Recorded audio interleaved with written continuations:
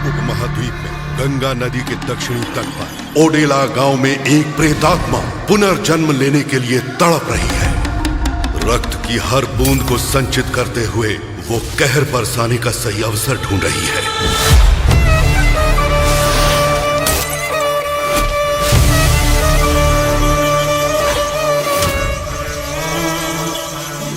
पति भले ही मर चुका है मगर उसकी रूह आज भी जिंदा है। दोस्तों आज हम एक्सप्लेन करने वाले हैं हाल ही में आई तमन्ना भाटिया की मूवी ओडेला 2 को। ये कहानी ओडेला रेलवे स्टेशन जो मूवी 2022 में आई थी उसी का सीक्वल है और ये मूवी फर्स्ट मूवी के कंटिन्यूएशन में है, इसलिए हम पहले ओडेला रेलवे स्टेशन का थोड़ा फ्लैशबैक देख लेते हैं। असल में पार्ट 1 में हुआ कुछ यूं था कि ओडेला गांव में अचानक कुछ मर्डर्स स्टार्ट हो गए थे और मर्डर सिर्फ उन लड़कियों के होते थे जिनकी एक दिन पहले शादी हुई होती थी। फिर जब पुलिस वाले बहुत कोशिशों के बाद भी इस मिस्ट्री को सॉल्व नहीं कर पा रहे थे, इसी वजह से आईपीएस अनुदीप ने उस किलर को पकड़ने के लिए अपनी गर्लफ्रेंड से शादी कर ली और फिर किस्मत से ये किलर उनकी वाइफ को भी किडनैप करने में कामयाब हो गया। वहीं गांव में राधा नाम की एक लड़की को अपने घर की सफाई करते समय अपने घर में कुछ फीमेल्स के लॉन्जरीज मिल जाते हैं, जिससे वो समझ जाती है कि ये सब कुछ उसका पति तिरुपति कर रहा था। फिर जब तिरुपति आईपीएस की बीवी को मोलेस्ट करना शुरू कर देता है, तभी एंड में राधा आकर उसका सर धड़ से अलग कर देती है। असल में तिरुपति के ये सब करने की वजह ये थी कि उसने कभी अपनी बीवी को हाथ तक नहीं लगाया था, क्योंकि राधा की शादी उसकी मर्जी के बिना हो गई थी। इसी वजह से जब तिरुपति पहली रात पर उसके पास आया तो राधा ने उसकी काफी बेइज्जती की थी। इसी वजह से उसने कभी अपनी बीवी को डर के मारे टच ही नहीं किया। पर जब उसके पड़ोसी की शादी हुई और उसने पति पत्नी को इंटीमेट होते हुए देखा तो उसकी मन की फीलिंग्स जाग गई और अपनी लस्ट को पूरा करने के लिए उसने ही ये दुष्कर्म और सीरियल किलिंग्स का सिलसिला शुरू किया था। खैर अब इन सबके बाद ओडेला पार्ट 2 की शुरुआत एक छोटी बच्चे से होती है जो कि एक कटे हुए सर को लेकर थाने जा रही थी। अब यहाँ पर ये सर राधा का होता है और ये नजारा इतना भयानक था कि उसे देखकर सभी के होश उड़ जाते हैं। अब यहाँ से ये कहानी थोड़ा फ्लैशबैक में जाती है उसी दिन पर जब तिरुपति का मर्डर हुआ था। यहाँ पुलिस तिरुपति के सर को उसकी बॉडी से जोड़कर उसके घर पर छोड़ जाती है, पर यहाँ उसके अंतिम संस्कार में गाँव का कोई भी आदमी नहीं आता क्योंकि तिरुपति की सच्चाई सबके सामने थी। यहाँ तिरुपति का भाई और उसका बेस्ट फ्रेंड ही उसकी लाश को घर तक लाए थे। वहीं दूसरी तरफ गांव के लोग एक मीटिंग करते हैं जिसमें वो पंडित जी से ये कहते हैं कि तिरुपति की वजह से हमारे गांव ने बहुत कुछ सहा है, इसलिए हम लोग भी उसे सजा देना चाहते हैं।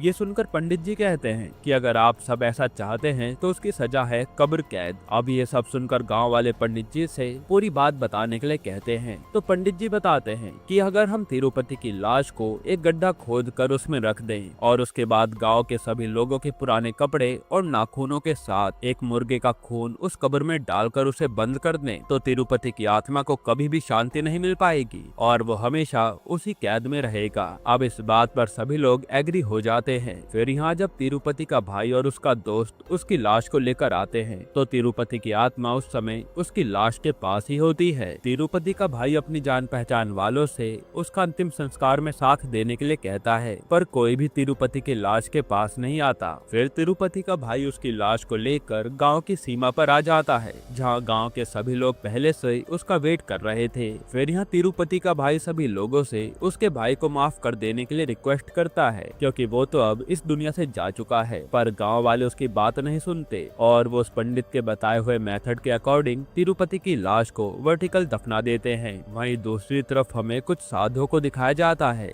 जो कि हिमालय की गुफा में बैठकर अपना ध्यान कर रहे थे। तभी वहाँ बैठे गुरुजी कहते हैं कि ओडेला गांव में एक बहुत ही भयानक आत्मा जागने वाली है। अब ये सब सुनकर उनके शिष्य पूछते हैं कि आखिर उस गांव का फिर क्या होगा, जो सुनकर गुरुजी कहते हैं कि जब जब राक्षस का जन्म होता है तो उसका अंत करने के लिए एक दिव्य शक्ति भी धरती पर जरूर आती है। खैर अब यहाँ से सीन 6 महीने बाद ओडेला गाँव में शिफ्ट होता है जहाँ आज एक अरसे बाद एक घर में शादी हो रही थी। फिर यहाँ रात में जब पंडित जी वहाँ शादी करवाने जा रहे थे तभी कुछ शराब पी रहे लड़के उन्हें रास्ते में मिल जाते हैं जो पंडित जी को भी 2-2 पैग साथ में पीने के लिए कहते हैं। अब यहाँ शराब देखकर पंडित जी भी खुद पर कंट्रोल नहीं कर पाते और उनके साथ जाकर शराब पीने लगते हैं। फिर यहाँ उनमें से एक लड़का कहता है कि जिस लड़की की शादी हो रही है ना, वो मेरी लवर है, और वो गुस्से में ये तक कह देता है कि मैं आज रात उस लड़की के साथ दुष्कर्म करके उसे मार दूंगा, क्योंकि जब वो मेरी नहीं हो पाई तो किसी की नहीं होगी, और इसका सारा इल्जाम तिरुपति की आत्मा पर आ जाएगा। तब ये सब सुनकर पंडित जी को काफी गुस्सा आता है और वो वहाँ से चले जाते हैं। तभी उन्हें टॉयलेट आती है तो वो रास्ते में ही टॉयलेट करने लगते हैं। हालांकि उन्हें ये बात पता नहीं होती कि वो जहाँ खड़े हैं वहीं पर तिरुपति की कब्र है। फिर जाते वक्त उन पंडित जी के पैर में कांटा लग जाता है, जिससे उनके ब्लड के कुछ ड्रॉप्स पृथ्वी पर गिर जाते हैं। फिर ये खून की बूंदें तुरंत ही तिरुपति की लाश तक पहुंच जाती हैं, और ऐसा होते ही तिरुपति की आत्मा उस कब्र से आजाद होकर पंडित जी के शरीर में प्रवेश कर जाती है, क्योंकि वो तो इसी मोमेंट का वेट कर रही थी। अब जब वो पंडित जी शादी में जाते हैं तो दूल्हा और दुल्हन उनसे आशीर्वाद लेने के लिए आते हैं। तब यहाँ दुल्हन को देखकर तिरुपति की हवस फिर से जाग जाती है और वो एक बार फिर अपने सपनों को पूरा करने का सोचता है। फिर उस रात जब दूल्हा और दुल्हन अपने रूम में पहली रात मना रहे होते हैं, तभी अचानक वो पंडित उनके रूम में आ जाता है और दूल्हे को मारने लगता है। ये देखकर दुल्हन जोर से चिल्लाती है, कहती है कि आप ये क्या कर रहे हैं। तभी तिरुपति कहता है कि मैं तुझसे अपनी प्यास बुझाऊंगा, क्योंकि तिरुपति अब जाग चुका है। और यह सुनकर वो दुल्हन वहीं शॉक्ड हो जाती है। वहीं पंडित के घर में घुसने की खबर पूरे गांव में फैल जाती है, इसलिए पुलिस और सभी गांव वाले वहां पर पहुंच जाते हैं। तब पुलिस पंडित को पकड़ कर ले जाती है और बहुत मारती है, पर यहाँ पंडित को तो कुछ भी याद नहीं होता,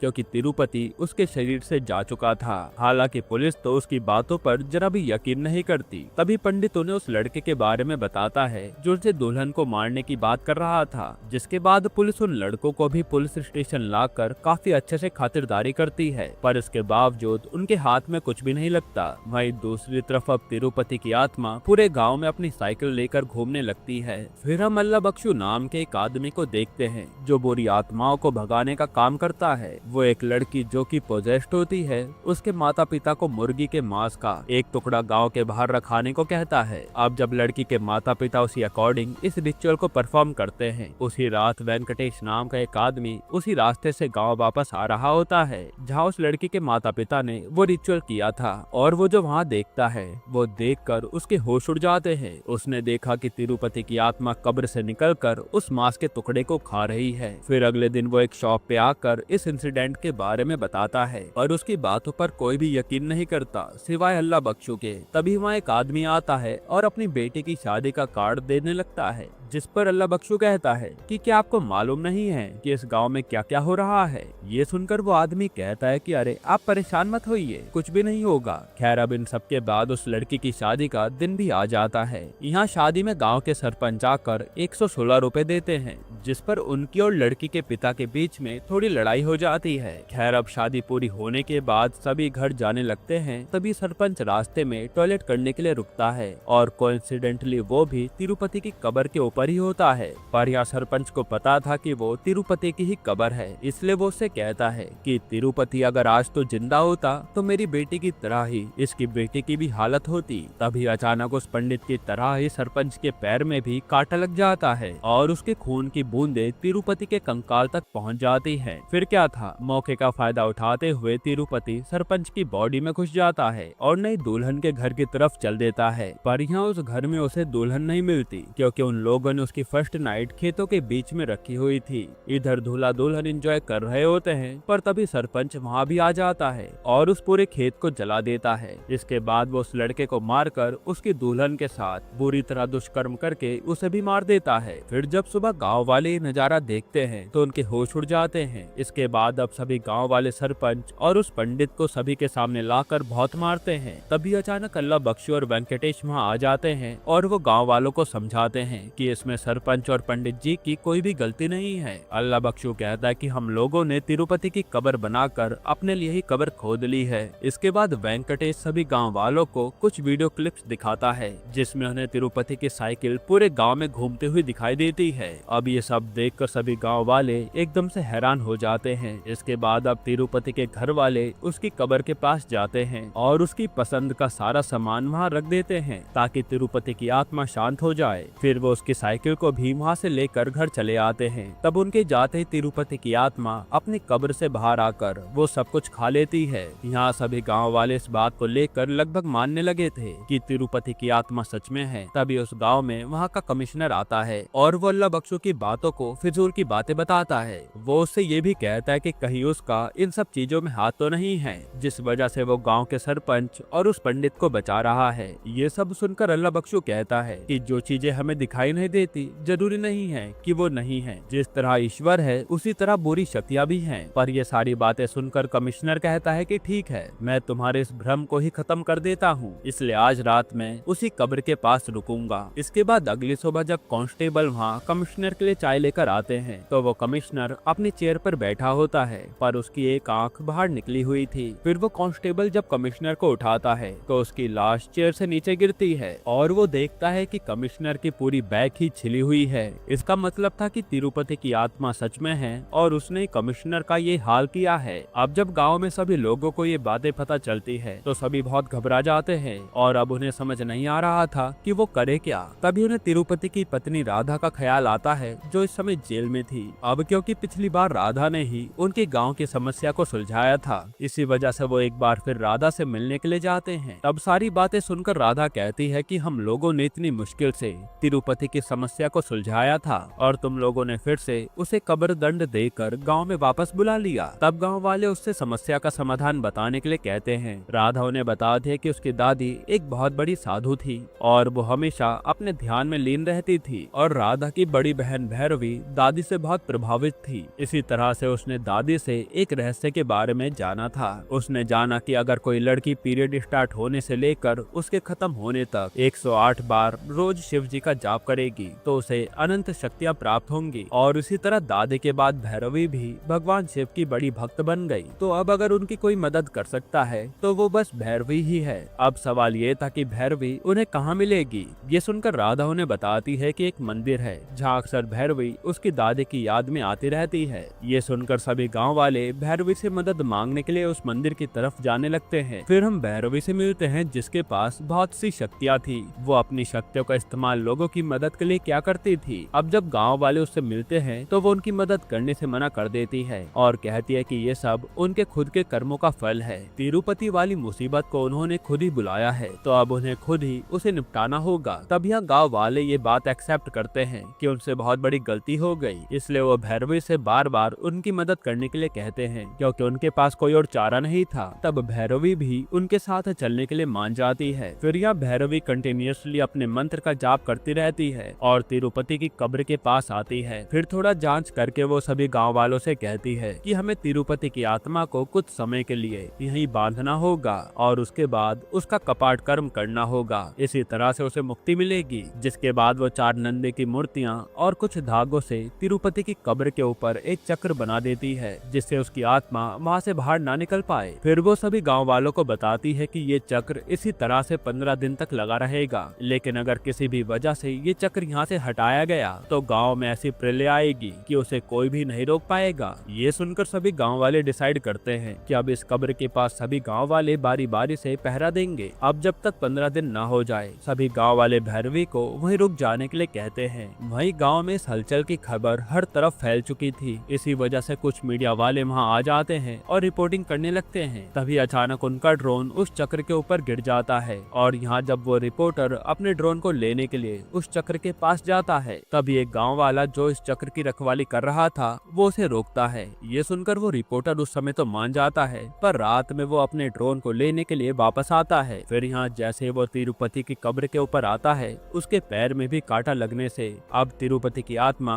उसके शरीर में आ जाती है। इसके बाद वो सीधा भैरवी से मिलने उस मंदिर में जाता है। उस समय भैरवी स्नान कर रही थी तो उसे ऐसी हालत में देखकर तिरुपति के होश उड़ जाते हैं। अब वो उसके साथ भी सोना चाहता था पर एक सांप उसे मंदिर के अंदर आने ही नहीं देता और तभी भैरवी भी वहाँ आ जाती है। फिर वो उसे मंदिर के बाहर से ही खदेड़ कर कहती है कि मेरे होते हुए तुम इस गांव का कुछ भी नहीं बिगाड़ सकते। अब इस तरह का तिरस्कार देखकर तिरुपति को बहुत गुस्सा आता है और वो उस समय के लिए वहाँ से चला जाता है। फिर कुछ समय बाद गाँव वाले एक फेस्टिवल मनाने की सोचते हैं। इसी से रिलेटेड मंदिर में एक मीटिंग रखी जाती है। वहाँ डिस्कशन चल ही रहा होता है कि तभी तिरुपति की आत्मा वहाँ आ जाती है और जोर जोर से चिल्लाने लगती है फिर जब सभी गांव वाले बाहर आते हैं तो तिरुपति जोर जोर से हंसता है और कहता है कि मेरे होते हुए तुम लोग फेस्टिवल मना रहे हो, तुम लोगों ने मुझे कमजोर समझा है ना, अब मैं तुम्हें अपनी शक्ति से अवगत कराता हूँ। ये कहकर वो सभी को अपनी शक्तियाँ दिखाता है और अब वो सच में काफी ज्यादा पावरफुल हो गया था। सभी पंच महाभूत उसके कंट्रोल में थे, हवा, पानी, अग्नि, जल और पृथ्वी। उसे किसी का भी भय नहीं था। अब ये ताकत देखकर खुद भैरवी भी हैरान रह जाती है। असल में तिरुपति जब उस रिपोर्टर के शरीर में आया था तब उसने कुछ अघोरियों के पास जाकर कुछ तंत्र विद्याएं हासिल कर ली थी। इसी वजह से वो कुछ समय के लिए गायब हुआ था और अब वो काफी ज्यादा ताकतवर बन गया है। खैर फिर वो पूरे गांव के चारों तरफ एक रेखा खींच देता है जिसके पार ना तो कोई जा सकता है और न ही उस रेखा को पार करके कोई अंदर आ सकता है। इन सब के बाद अब गांव के सभी लोग बहुत ही ज्यादा घबरा जाते हैं। उन्हें समझ में नहीं आ रहा था कि आखिर वो अब करे क्या। हालांकि दोस्तों मैं आपको बताना भूल गया कि गांव वालों ने इसी बीच राधा को भी जेल से निकलवा लिया था। फिर इसके बाद हम देखते हैं कि एक आदमी उस रेखा को पार करने की कोशिश करता है पर रेखा के पार करते ही उसका सर धड़ से अलग हो जाता है और ये देखकर तो सभी गांव वालों के होश उड़ जाते हैं। इन सब के बाद पूरे गांव में भुखमरी छा जाती है और सारी फसलें खराब हो जाती हैं। तभी एक दिन एक लड़की के माँ बाप भैरव के पास आते हैं और बोलते हैं कि उनकी बेटी को अस्थमा का अटैक आया है और अगर वो उसे हॉस्पिटल नहीं ले गए तो वो मर जाएगी। पर हॉस्पिटल तो गांव के बाहर था। तब भैरवी एक प्लान बनाती है। वो राधा को शादी के गेटअप में तिरुपति के पास जाने के लिए कहती है ताकि वो उसे बिझा सके। उसके बाद वो खुद लाउड स्पीकर से मंदिर में जाकर जाप करने लगती है ताकि इस तरह कुछ वक्त के लिए तिरुपति की शक्तियाँ कमजोर हो जाएं और वो माता पिता उस बच्ची को लेकर गांव के उस पार जा सके। अब जब वो लोग इस प्लान को एग्जीक्यूट कर रहे होते हैं तभी अचानक गांव की लाइट कट हो जाती है और लाउड स्पीकर बंद हो जाता है। फिर तिरुपति को भी उन लोगों के प्लान के बारे में पता चल जाता है और वो गुस्से में आकर उसी छोटी बच्ची जो कि बीमार थी उसके शरीर में घुसकर राधा का सर काट कर चौकी में ले आता है। और ये वही सीन है जो हमने मूवी की शुरुआत में देखा था। अब तिरुपति का आतंक बढ़ता ही जा रहा था। ये देखकर भैरवी तिरुपति से ये सब बंद करके गांव वालों को माफ कर देने के लिए कहती है क्योंकि वो अब और ज्यादा सहन नहीं कर सकते थे। तब उसकी बात सुनकर तिरुपति भैरवी के सामने एक डील रखता है। वो उससे कहता है कि अगर भैरवी उसके साथ एक रात सोने के लिए तैयार हो जाए तो वो ये सब बंद कर देगा। अब भैरवी थी तो शिव जी की भक्त पर गांव को तो बचाना ही था, इसलिए वो ये करने के लिए तैयार हो जाती है। वो पहली बार दुल्हन की तरह तैयार होती है और उसे देखते तिरुपति की आंखें उसे देखती ही रह जाती है। फिर वो वेंकटेश के शरीर को चुनता है और उसके करीब जाता है। अब यहाँ भैरवी अभी भी कंटिन्यूअसली शिव जी का जाप कर रही थी, जो सुनकर तिरुपति को बहुत गुस्सा आने लगता है और वो भैरवी को मारने लगता है। ये सब कुछ वो उसी मंदिर के बाहर कर रहा था ताकि सभी गांव वाले इसे देख सकें। वहीं दूसरी तरफ अल्लाह बख्शू भैरवी के कहे अनुसार तिरुपति की कब्र के पास पहुंच जाता है। वहीं भैरवी को मंत्र बस एक और बार बोलना था उसे कंप्लीट करने के लिए, पर तिरुपति की मार से वो वहीं बेहोश हो जाती है। तभी एक छोटी बच्ची मंदिर के अंदर जाती है और वहाँ नंदी महाराज से मदद मांगती है। अब उसकी गुहार सुनते ही नंदी महाराज मंदिर से बाहर आते हैं और वो भैरवी को जगा देते हैं। फिर मंत्र जाप पूरा होते ही भगवान शिव की शक्तियाँ भैरवी को मिल जाती है और देखते देखते वो त्रिशूल से तिरुपति की आत्मा को मार डालती है। वहीं दूसरी तरफ तिरुपति की एक्चुअल बॉडी को अल्लाह बख्शू ने ठिकाने लगा दिया था और इसी तरह से तिरुपति का अंत होता है। यहीं पर ये मूवी समाप्त होती है। दोस्तों आपको ये मूवी कैसी लगी हमें कमेंट में जरूर बताइएगा और इसके अलावा आप कौन सी मूवी का एक्सप्लेनेशन चाहते हैं वो भी कमेंट कीजिएगा। बाकी अगर आपको हाल ही में आई एक कमाल की मूवी देखनी है तो आप ये वीडियो देख लीजिए।